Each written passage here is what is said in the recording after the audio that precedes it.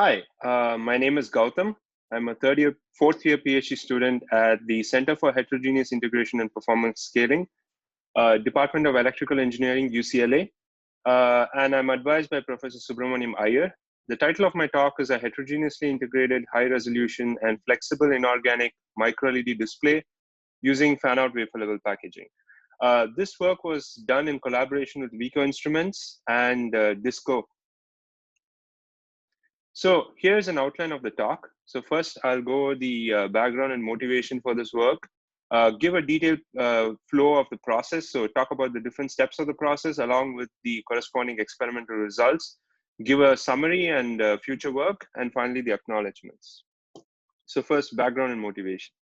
So why gallium nitride microLEDs for information displays? So compared to any other display technology currently available, for example, OLEDs, LCDs, or plasma, microLEDs have very high luminous efficiency. In fact, it can exceed more than 20%. They also have an extremely high brightness exceeding 1 million candelas per meter square. These LEDs are also made using basically using 3-phi compound semiconductor materials. And because of this fact, they have a very high, the devices have a very high on-off ratio. And also the devices have good environmental stability. So the high on-off ratio basically results in very good contrasts for the displays. And the environmental stability basically leads to large operating lifetimes, typically exceeding more than 100,000 hours. Why flexible microLED displays in particular? So there are several applications that I've listed here where microLEDs are used. So the commonality between all these applications here is that the microLED displays, especially the flexible displays, are needed in those places where the display has been conformed to a curvilinear surface. And at the same time, you basically need a light emitter that basically you need a light intensity that is extremely high so that the display can be viewed in ambient conditions. However, even though there are all these advantages to these displays, making these microLED displays has been very challenging. The main reason is because unlike OLEDs, they cannot be directly deposited on top of any substrate. They have to be fabricated on a certain native or growth substrate. And once these devices are fabricated there, they have to be detached from that substrate and then mass transferred and assembled onto the target. However, and this is done using typically massively parallel pick and place, and that process is called mass transfer. However, current mass transfer approaches are generally very complex, expensive, and require specialized equipment. Current flexible electronic approaches are also do not naturally support heterogeneous integration. They also use thin film interconnects or printed wires, and hence the performance of the overall system is not that good. So to solve the issues that were basically mentioned here, we have come up with two innovations. The first innovation is, which was done in collaboration with Vico, is the creation of a new mass transfer technique using adhesive bonding. In the bottom, I basically compared our approach versus a conventional. So on the left side here is the conventional mass transfer approaches that either use an electrostatic or a magnetic stamp or viscoelastic stamping. The main issues with most of these techniques is that the transfer stamp itself is quite complex. Also, the forces that hold the microLEDs are typically weak. They are also very sensitive to sample planarity, and they require the use of very specialized equipment. On the other hand, on the right side, you basically see our approach, where we use adhesive bonding and laser debonding to do the mass transfer. So I'll describe more in detail about the process, but the main advantages of doing this kind of way, this technique, is that the stamp itself is very simple. It's just a lithographically patterned glass stamp. The forces that hold the microLEDs are also very strong because it's a strong adhesive bond, and the process is also less sensitive to sample planarity. In fact, the sensitivity to planarity can be controlled by controlling the thickness of the adhesive that is used. Also, you do not require any specialized equipment because the only kind of processes we use is wafer or die to wafer or wafer to wafer bonding and laser debonding, which is available in most OSATs and packaging facilities. The second innovation is our flexible electronic integration approach. So the way we do flexible integration is by using fan-out wafer level packaging. And our process is actually called flex trade.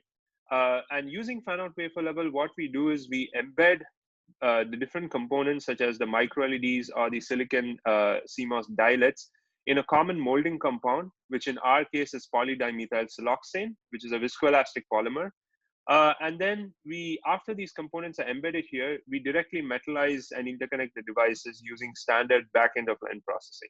So you can clearly see the difference between the two approaches, which is shown in the bottom. So on the left side is basically the conventional approach, where you have a flexible substrate and you have the different components flip chip bonded on that substrate. So you can clearly see that when you do this type of approach, you have to integrate components with solder. And this solder often limits the achievable pad pitches on the substrate. And also the use of solder also adds other issues such as the use of underfill, which further complicates the process and limits the heterogeneous integration ability. On the other hand, on the right side, you see our approach, which is much simpler in the sense that all the components are embedded in a common molding compound. So it does not suffer from any planarity issues. And at the same time, the pads can be directly metallized on using standard back-end of line metallization without the use of solder. So now I'll move on to the detailed steps of the process along with the experimental results. So in the first step, basically, we get these commercially manufactured device wafers, which is basically a sapphire wafer in our case with the micro-LEDs prefabricated. And what I mean by prefabricated is that the mesa for the device is already defined with the contacts. And the contacts in our case, the same side contacts, it's a lateral micro-LED. And there's a thin layer of this undoped GaN between the devices that is not etched away. So basically, the devices are not yet completely singulated. Also, an important thing to note, we actually use sapphire wafers that are initially unpolished, so the backside is quite rough. As a next step, we actually sputter seed layer, and then we electroplate this thick layer of nickel on top of the devices. The reason for this nickel I'll describe later. It's actually acts as a stress buffer layer to help in the laser lift-off process, which is used to release the devices. So next, what we do is we use the same nickel to dry etch the UGAN between the devices. So the devices here are completely singulated.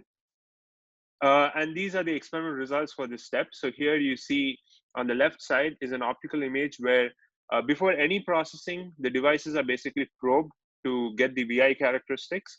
And on the right side, you see after the first steps of processing, wherein we electroplate this nickel layer, which is about 5 to 10 micron thick. And then we also dry etch the GaN between the devices. So the devices are completely singulated. So moving on, what we do next is we take this and we bond it to a temporary glass carrier using this spin-coated thin polyimide adhesive from HD Microsystems. We then polish the backside of the sapphire substrate using a CMP process. And we were able to get less than 1 nanometer RMS roughness for this CMP process. And I'll describe more in detail why this CMP is needed. But it's basically needed to make the backside, because we pass laser to the backside to do the laser lift-off process, so you need a flat surface in the backside. So next, we release the devices from the sapphire by using laser lift-off. And this thing is now flipped over. And these micro-LEDs are then used as a hard mask to dry etch the adhesive between the devices using a common O2 plasma, so that the adhesive is also now completely singulated. So these are the experimental results for what I mentioned. So here you see these are the polished sapphire dies. Basically, we do this experiment in a die fashion. So we have these individual dies with micro LEDs on them, about 10,000 LEDs per sapphire die. And this is, of course, polished. And this is a magnified optical image of the same, where you can actually see, the micro LEDs here. And after performing the laser lift-off, this is the SEM image of the devices sitting on top of the glass carrier. So basically here they have been released from the sapphire and you're actually looking at the backside of the gallium nitride film. So few things. The laser lift-off process was done at DISCO, and also the CMP process to polish the sapphire was also done at DISCO. So let me talk more in detail about the chemical mechanical polishing, which was done. So why do we need this polishing step? So basically, for the laser lift-off process, you need to make sure that the laser passes through the backside of the sapphire substrate without any scattering or shadowing, because this can often cause issues, yield issues when you do the laser lift-off. So you need a very flat polished surface of the sapphire when you, polished surface of the sapphire when you do the LLO process. So Disco actually used a commercially available CMP tool, which is shown here. And it uses a proprietary CMP pad and slurry to do the polishing. This table sort of summarizes the difference between a conventional CMP versus the CMP that was used at Disco. So please take a look at more details of the slide. Here are the results of the backside polishing of the sapphire. We were able to get an RMS roughness of less than 1 nanometer, which is very good for doing the laser lift-off process. So next, I'll move on to the LLO process. So this chart sort of summarizes what the process looks like. So here you see a typical cross-section where you have the polished sapphire, the gallium nitride film sitting on top, and then you have the glass carrier. So when the high-power UV or Q-switched IR laser, typically in a wavelength range between 200 and 350 nanometers, is shown from the backside of the sapphire. Because of the large band gap of the sapphire, the laser passes through without much attenuation. But when it hits the interface, it is absorbed within about 100 nanometers of the GaN film. This absorbed light is converted to heat, and the intense heat actually dissociates the gallium nitride into liquid gallium and nitrogen gas. So as you can see, this process basically creates an immense thermal shock as well as a pressure shock because of the released nitrogen gas. And this often causes cracking of the devices. So two things that we have done here is by using Disco's patented DPSS LLO process, along with a nickel stress buffer layer, which I mentioned earlier, we were able to obtain nearly 100% LLO yield. So let me first talk about the DPSS LLO process, which was done at Disco. So this table basically shows a comparison between a conventional way of doing LLO using an excimer laser versus the diode pump solid state laser approach. So in an excimer laser case, due to the nature of light emission in an excimer laser, they have a lot of transverse EM modes, and therefore the intensity profile of the beam spot on the exposed region has a sort of this kind of roughness, as you can see where I'm pointing. And this roughness, in certain places, it can peak, and that peak often causes either epi burning or peeling. So, however, if by moving to a diode pump solid state laser, the good thing about a DPSS laser is that it basically has a very well-defined fundamental mode, which is usually a Gaussian mode. And you can get a very well-defined Gaussian beam intensity profile on the exposed region. By overlapping such Gaussians, as you can see over here, we can get a very, very well-defined and uniform light intensity distribution across our exposed region, which gives us very good laser liftoff and avoids the issues with the excimer process. And the tool that was used for this is commercially available from Disco. It's the DFL7560L. An added benefit of using the DPSS process is also that it is less sensitive to wafer bow because of the large depth of focus. And so even with a plus minus 500 micron bow, you can still obtain a good depth of focus and therefore good laser liftoff. The second thing that I mentioned that helps us with the LLO process is the nickel layer. So here for this experiment, to study how the nickel layer actually helps in performing the laser liftoff, we basically did some experimental studies and simulation. The main conclusion of the study is that when performing this laser liftoff process, as you can see here in the optical image after the release, when we use this nickel layer, we get nearly 100% laser liftoff yield. In fact, the devices, as you can see here, are not cracked. On the other hand, when we don't use this nickel, a large percentage of devices are cracked.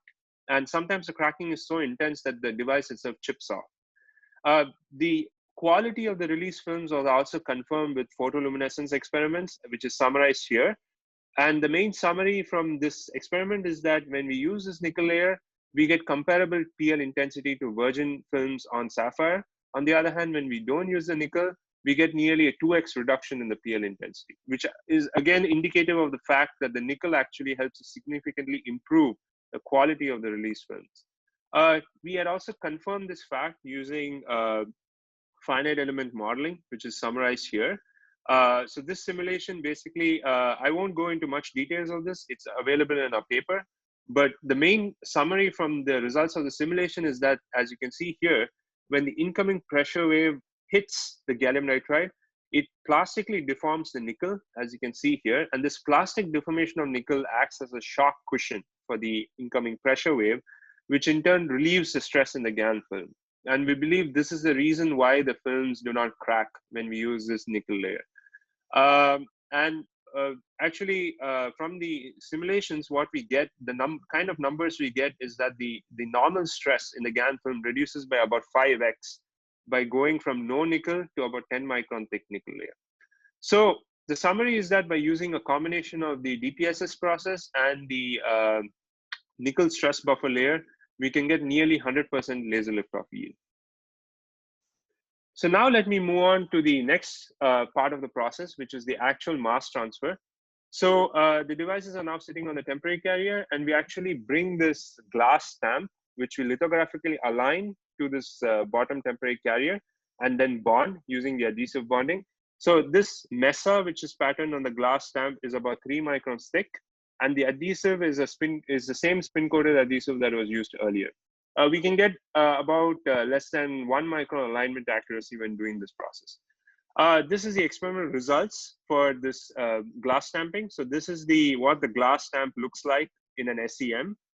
So we tried 2 patterns of basically pickup, one where all LEDs were picked up and another where a checkerboard pattern of LEDs were picked up. So you can see in this image, the glass mesa and the patterned adhesive on the mesa. So the images on the bottom is after bonding to the LEDs. So, and you're looking through the glass stamp. So here you can see where all the LEDs are bonded to. Here, the checkerboard pattern of LEDs are bonded to. So you can see here, these LEDs are basically bonded to. The more details about this process is summarized in this over here. You can take a look.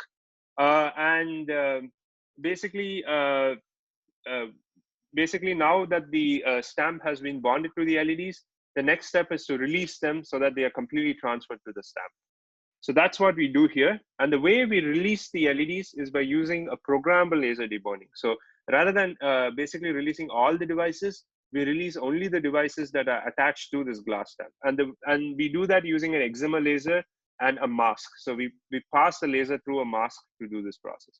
So now these LEDs are detached from this glass carrier.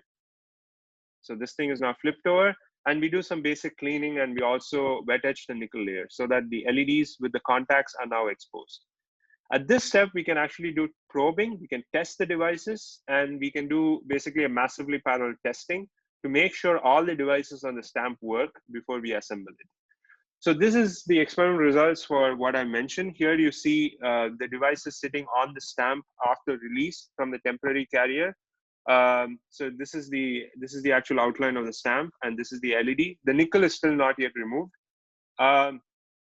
Now this is the results after removing the nickel. So here you see I've removed the nickel, and now I'm able to probe the LED to test whether the device works or not.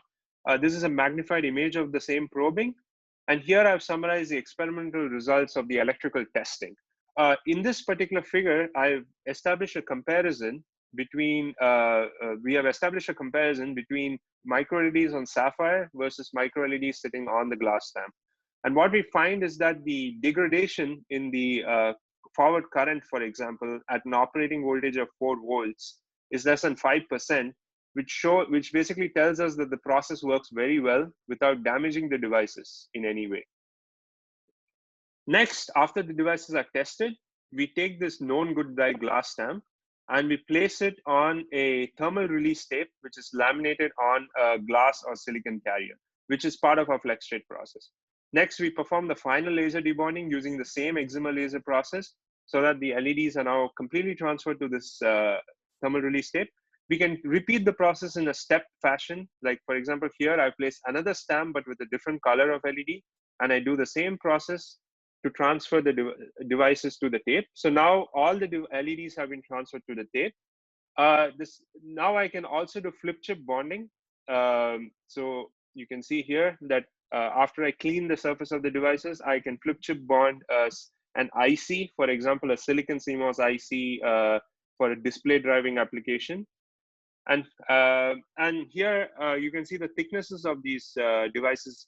The microLEDs generally are less than 10 microns thick. However, the ICs can be anywhere between 50 to 200 microns thick. So this is the summary of the results of the previous experiments, previous process steps. So here you see the about 10,000 microLEDs which are sitting on the stamp, along with the silicon diodes, of course, all face down. Here you see the top and bottom shows the optical and the SEM images of the microLEDs sitting on this thermal release tape. So these sort of dark spots that you see here is an artifact of the thermal release tape and not because of the process. Next, we do our actual fan-out process. So we pour our molding cup on PDMS. We compression mold it using a second carrier wafer, but which is also laminated with a thermally debondable adhesive tape, but at a higher release temperature than the first. Next, we heat the bottom handler, the first handler, so that the first carrier comes off.